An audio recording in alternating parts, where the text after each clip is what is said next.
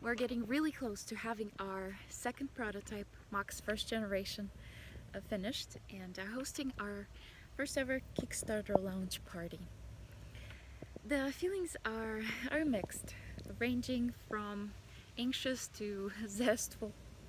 The main objective, of course, is making sure that after all the pieces are put together and all the details are snapped, Mox actually works. And now it looks like it does, despite an extreme amount of technological challenges. For that we have our engineering team to thank. And by the way, here they are.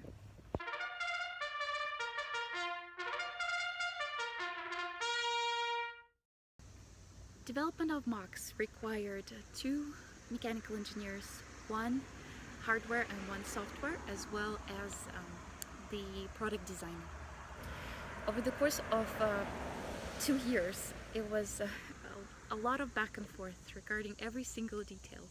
The button, the cap, the handle, and just making sure that the most optimal design will work with the technological requirements. Although we know it cannot be perfect until you get a chance to use it and incorporate it into your life, hopefully give us the feedback of how we can improve it. We surely made a lot of progress from the original idea, a concept that was drawn on the paper, and that initial conversation that we had with the engineering team.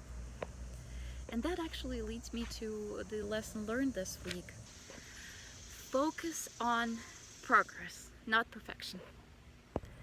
This could be applied to anything that we do. Really, if you are an artist, an actor, a writer, an inventor, how many times do we stop before even starting because something is not perfect right away? Give it a chance to get some criticism, get some feedback. Don't stop doing what makes you, you, without giving it an opportunity to evolve.